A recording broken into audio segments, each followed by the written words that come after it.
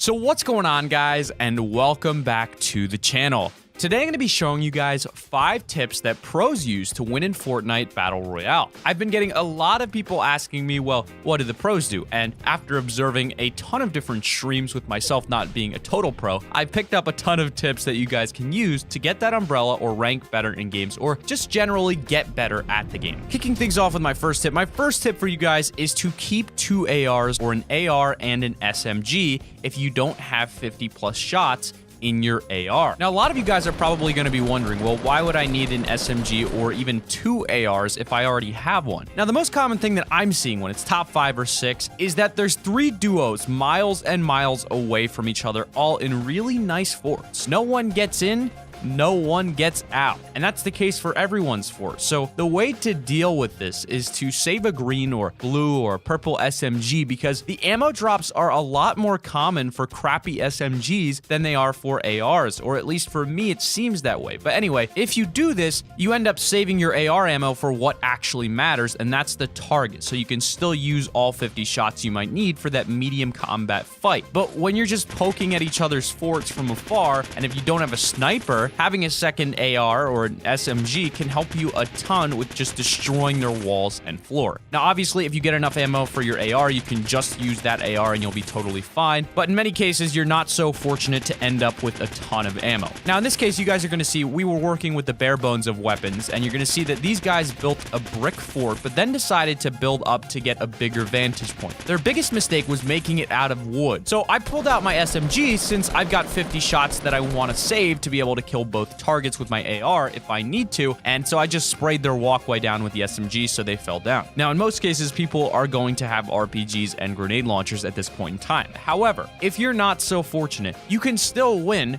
You just gotta build strong and save a second gun solely for spraying at their fort. Now, the reason I use the SMG for this specifically here is because the SMG accuracy is all over the place since it's not close range, right? Well, that's actually a good thing when you're using it for this, because you're hitting multiple fort pieces at a time because of the spread. So I just ended up melting their fort. So that's tip number 1. Moving on to tip number 2. This one only works mainly for duos and squads, but if you're playing on duos against someone on the high ground has its benefits, but the high ground's deficit is that you can't see around the hill that you're on. So what I did was I had my buddy John sneak up around the outskirts of the hill while still using my SMG to use the first tip, so they thought we were still both here because I was firing from our fort. While distracted, John snuck up on them, and then I jumped down and headed toward the care package once I destroyed the majority of their fort, and he was able to sneak up on them, so they had to move. This is because they had fallen down, and this is where we both met up together, and we ended up actually taking both of them by surprise. Now, was this coordination really good and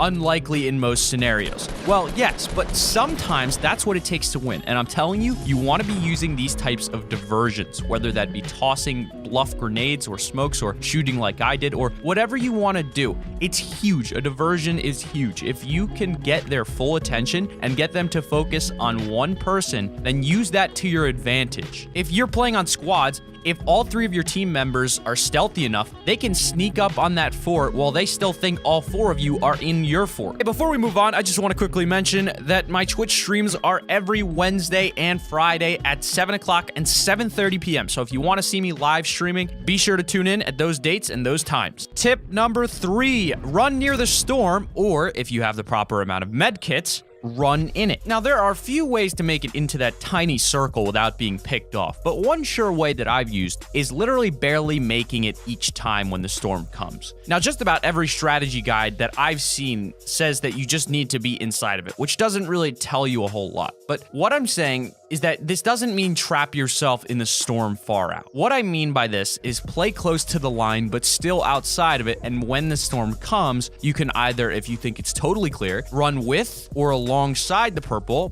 but if you hear the gunfire near the area in the circle, you may actually want to take cover right next to the border and actually wait a couple seconds. And if you're on solo, then obviously this works the best because you don't have to both get med kits, but if you have a med kit, you can literally wait until you're like 20 health and then just go ahead and pop the med kit and you're back where you were, except you've not only allowed for the hardcore purgers to kill themselves, leaving behind all kinds of awesome loot, but you've also lost all suspicion. So if they were maybe looking at the border while it moved and they saw you, well, then they may just presume that you were lost to the storm. And again, this is a rare circumstantial strategy, but it is one that the pros use, because if you have a med kit, it will work. With bandages, it may not be worth losing the 25 health, but with the med kit, you lose pretty much nothing from doing so. Moving on to tip number 4. Tip number 4 for you guys is going to be to get your brick or metal materials up to 250 plus early on. Now, the reason I say this is because making your fort at the very end is very important, and considering top 10 or top 5 players all have RPGs, well, you're not going to do so well if you put up a wood structure or even some wood stairs to get an angle on someone. You want to use that wood very early on to raid houses, to sneak into the roofs. Those scars will destroy your wood hut. Some people like to just hope people drop materials and go for kills, but you want to go to locations like brick houses or places with a lot of metal, like say the prison, because then your hut has now become an impenetrable fortress, and that's what you want. And considering how unpredictable the circle is, you need to be ready to move in, so you want to be getting those materials early on. So the best way that you can do that is to land somewhere that has good materials. And as for tip number 5, this tip is mainly directed at squads because solo and duo is pretty rough a minute into the purge, but squads, bear in mind, most squads are not coordinated teams. Get in a Discord or a Skype call with some guys you know are decent. But my tip is that if you're in squads, go to hotspots. Now, it sounds ridiculous to go to a hotspot, but think about it. The 5 or 10 sets of shed and folk house will only have so much loot in them. Take a town, and then rather than just helping out 2 people, now there's enough loot and you can satisfy all 4 of your buddies. So that's my tip. Go somewhere hot, but somewhere hot that's away from the bus, so it's not totally overwhelming. But 4 people, if everyone gets a gun and you take 2 houses, or say do 2 and 2, so you're still together in duos, you should take the town, whatever it is, no problem, unless they're too close to the bus. This way you start with epic and legendary loot. In solo or duos, I usually get my epic and legendaries from people toward the end of the game, but in squads, you can claim what's yours, team up and stick together, take that stuff right away. You'll get all the legendary and epic loot and dominate that game. Just don't stay wherever you were for too long, because you're probably going to have drawn a little bit of attention to your location after killing everyone in that location. Despite the aggressive start, your attention is still very much to go unseen after that as a group until the very end, but this method works best for squads also, because if you take a house, well, you've got some wood and some bricks and some metal, right? But if you take a town, well, now you've got all the wood and all the bricks and all the metal. So bear that in mind when you're playing on squads. And bonus tips. Number 1, make sure you adjust your vertical and horizontal sensitivity accordingly for the most accuracy when you're going for those headshots. Number 2, peek corners and use a good headset with preferably atmosphere to help you distinguish footsteps and other sound. And lastly, number 3, don't pop the bush unless you're sniping or hiding waiting toward the end of the game. Why do I say this? Well, because a moving bush is even more detectable than a moving person. So don't be a moving bush, because it will also hinder your sights when you go to shoot. So if you're gonna pop it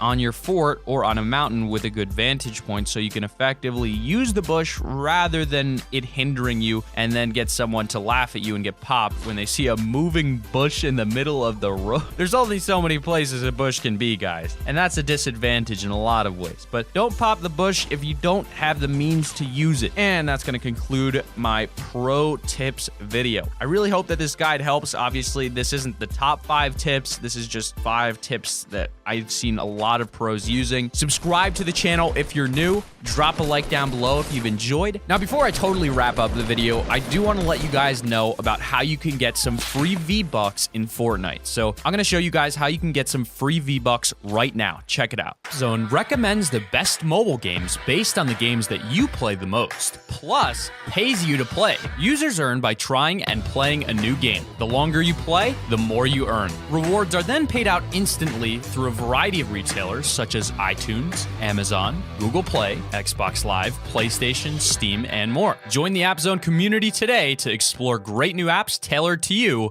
and get gift cards for trying them. Click the link in the description to start earning today. Have a great day, everyone, and as always, stay fantastic. He's out his head, I'm on my mind. We got that love, the crazy.